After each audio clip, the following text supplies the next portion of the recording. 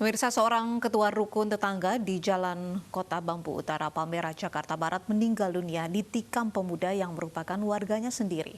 Pelaku yang telah ditangkap mengaku kesal jika melihat korban.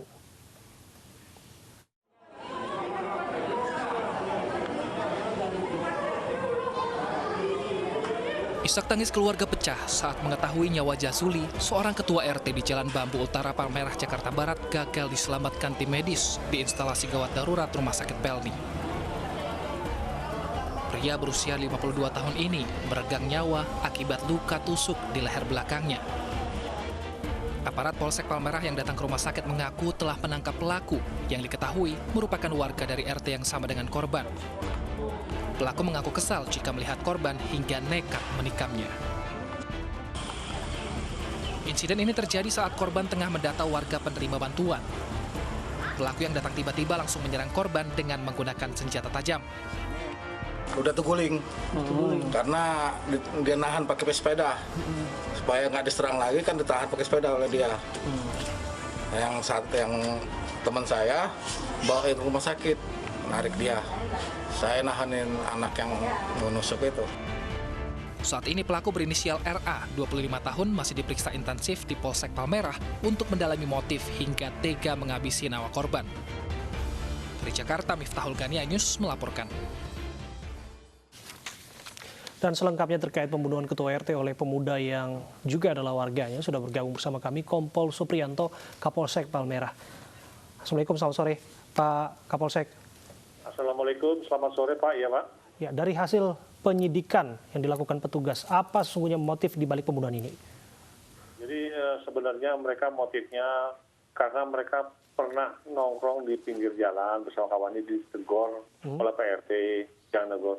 Tapi itu sudah lama, tapi mereka tetap kesel kalau melihat PRT lewat. Nah kebetulan PRT pada sore itu sedang mendata warganya. Mereka tiba-tiba langsung menusuk dari belakang gitu Pak. Oke. Teguran itu dialamatkan kepada tersangka dalam perihal apa Pak? Karena kan di situ sering tawuran, anak-anak kalau ini malam ditegur supaya jangan pada nongkrong-nongkrong gitu. Kami pun bersama anggota sering mengingatkan di untuk Kota Bambu Utara tuh anak-anak kalau malam pada masuk jangan pada nongkrong-nongkrong gitu. Makanya saya pesan kepada Pak RT, Pak RW, sampaikan warganya jangan pada nongkrong-nongkrong karena gampang sekali dengan tawuran gitu.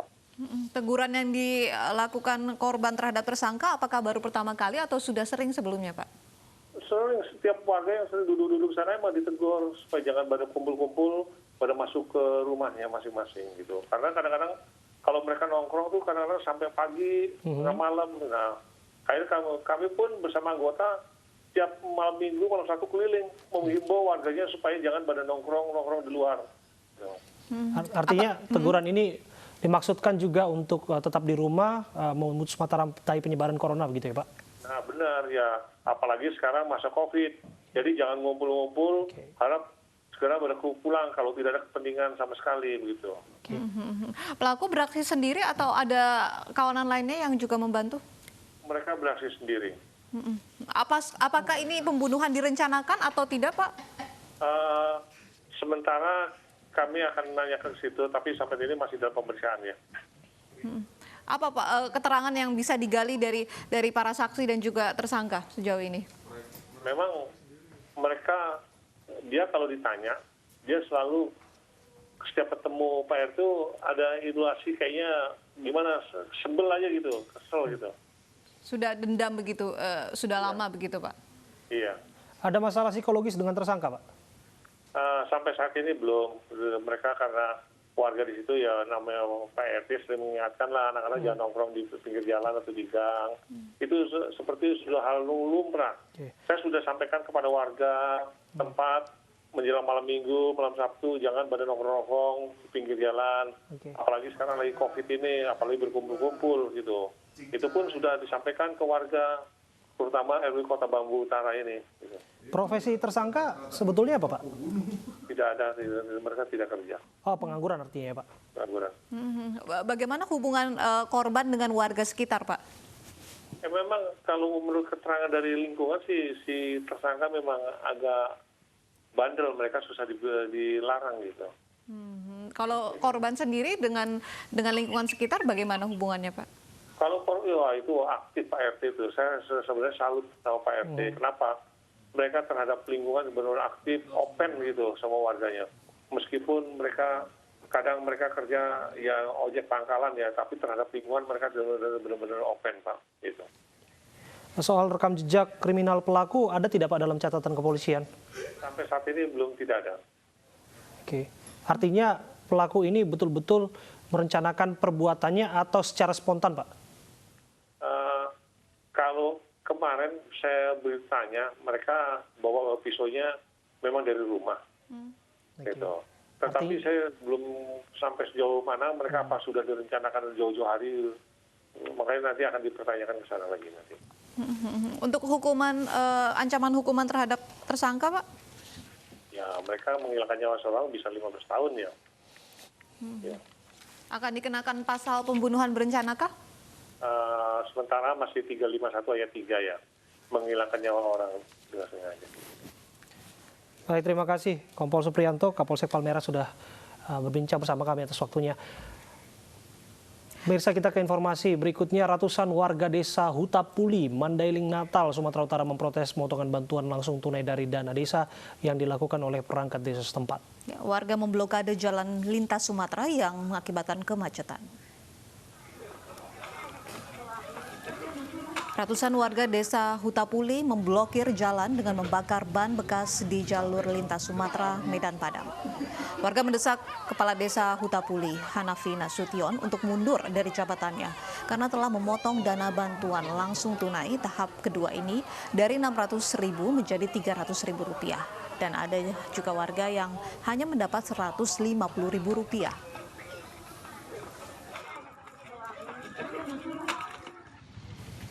Akibat penutupan jalan oleh warga, arus lalu lintas di jalur lintas Sumatera lumpuh.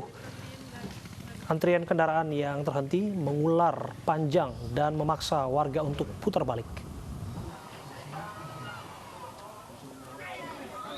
Sebelumnya warga sempat mendatangi balai desa untuk mencari Kepala Desa Hutapuli, Hanafi Nasution.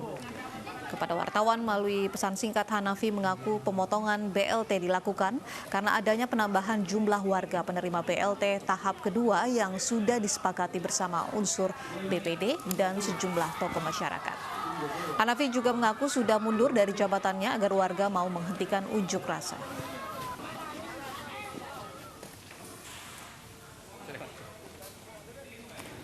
Sementara di Merangin, Jambi, Balai Desa Seling di Kecamatan Tabir Lintas dirusak warga yang kecewa tidak mendapatkan bantuan sosial dampak COVID-19. Sejumlah meja dan peralatan kantor rusak dan berserakan di lantai.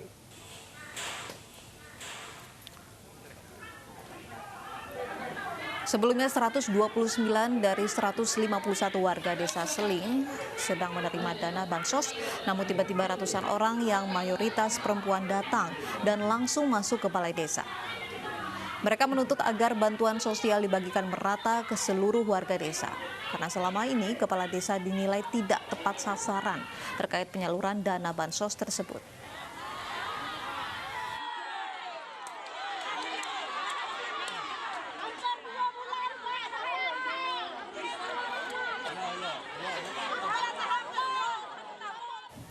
Pasar Gondang Dia kembali dibuka hari ini setelah sempat ditutup 3 hari sejak 15 Juni lalu.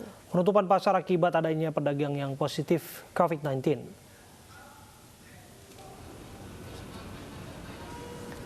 Setelah dibuka kembali, PD Pasar Jaya Gondang Dia perketat penerapan protokol kesehatan COVID-19 pasca ditutup sementara selama 3 hari terakhir.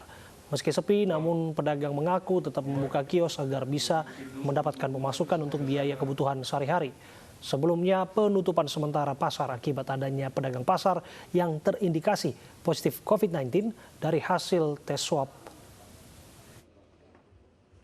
Kurang gitu, penurunan daripada biasa berkurang. Tapi memang ini jika dibandingkan dengan hari biasa, Pak, ini memang pengunjung sendiri apakah ada penurunan, Pak, pada masa PSBB transisi ini, Pak? Iya benar, penurunannya agak sepi. Agak sepi pasarnya berang juga.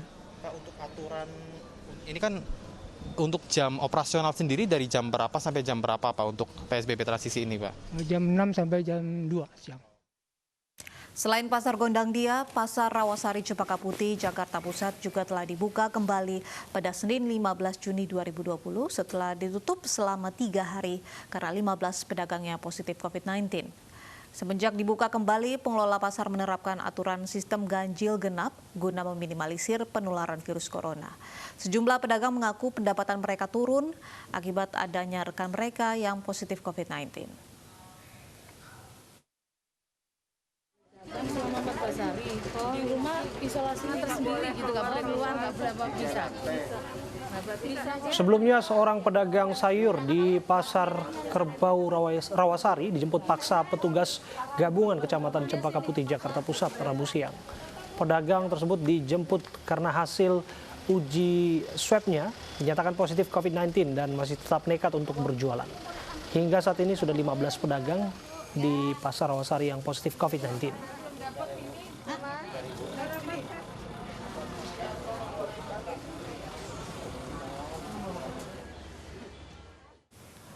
Mulai hari ini Pasar Kebayoran Lama Jakarta Selatan ditutup sementara setelah beberapa pedagang positif COVID-19 usai menjalani swab test. Meski pasar tutup, namun sejumlah pedagang tetap berjualan dengan menggelar lapak depan pasar.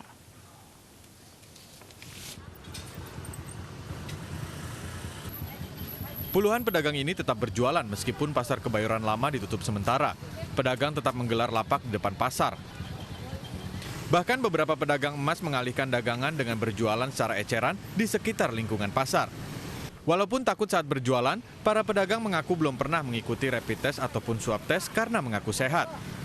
Mereka takut jika mengikuti rapid atau swab test dan hasilnya positif, harus menjalani karantina dan tidak diperbolehkan berdagang.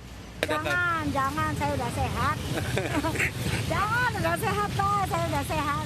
Kemarin saya aja sakit cepet ke dokter, langsung fit lagi, cuma flu biasa aja. Capean ya? Capean, langsung berobat ya udah alhamdulillah.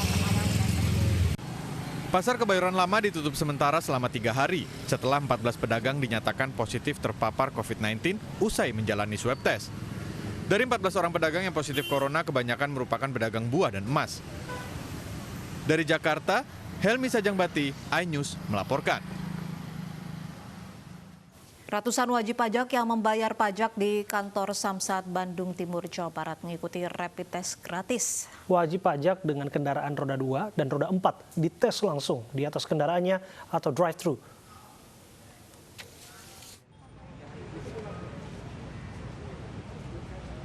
Ratusan wajib pajak mengantre di depan kantor Samsat Bandung Timur, Jawa Barat. Mereka mengikuti pemeriksaan COVID-19 dengan metode rapid test. Para wajib pajak ini memeriksakan diri dari atas kendaraannya, baik roda 2 maupun roda 4 atau drive-thru. Setelah diambil sampel darah, para wajib pajak dipersilahkan mengurus pajak kendaraan sambil menunggu hasil rapid test. Protokol kesehatan dilaksanakan di sini. Jumlah yang akan di rapid test ini awalnya hanya 300 orang pertama yang datang di sini kita rapid test untuk mengetahui dan untuk mencegah penularan yang ada di Samsat ini. Kita akan melihat dan menilai bagaimana kegiatan di Samsat ini harus sesuai dengan protokol kesehatan. Dengan digelarnya rapid test, pihak kepolisian mengaku terdapat penambahan jumlah wajib pajak yang datang membayar pajak. Dari Bandung, Jawa Barat, Muji Prayitno, iNews melaporkan. Akibat tak mampu membayar swab test saat akan bersalin, seorang ibu hamil di Kota Makassar kehilangan bayi dalam kandungannya. Pihak rumah sakit membantah tuduhan lalai dan menyatakan bayi pasien telah meninggal sebelum dibawa ke rumah sakit.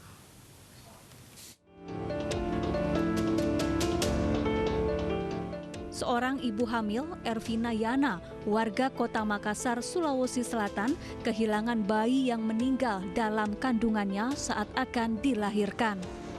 Ibu hamil yang dinyatakan reaktif COVID-19 ini tidak mendapatkan penanganan medis saat akan memeriksa kandungannya.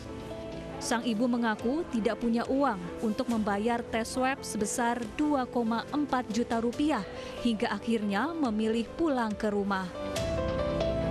kemungkinan bayinya itu dari USG itu pengamatan kami sekitar 1 sampai 2 hari ke belakang bayinya sudah meninggal.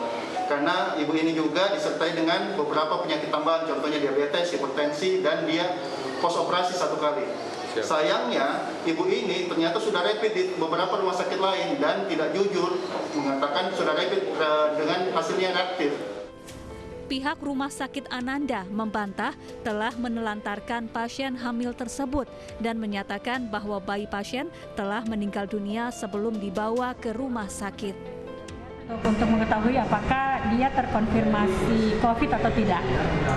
Nah, Ibu Ervina kemudian melakukan rapid test di Rumah Sakit Stella Maris dan reaktif. Dan setelah reaktif, ada prosedur berikutnya untuk memastikan terkonfirmasi positif corona atau tidak dengan melalui swab. Nah, disinilah mulai terjadi persoalan. Ervina Yana segera menjalani operasi pengangkatan janin di RSUP Dr. Wahidin Sudirohusodo Makassar. Biaya swab tes pasien ditanggung pemerintah setelah dikeluarkannya instruksi dari Gubernur Sulawesi Selatan Nurdin Abdullah. Dari Makassar, Sulawesi Selatan, Yol Yusfin, iNews melaporkan. Ratusan WNI anak buah kapal MV Eurodam tiba di dermaga GICT Tanjung Priok pagi tadi. Informasi selengkapnya kami hadirkan saat lagi.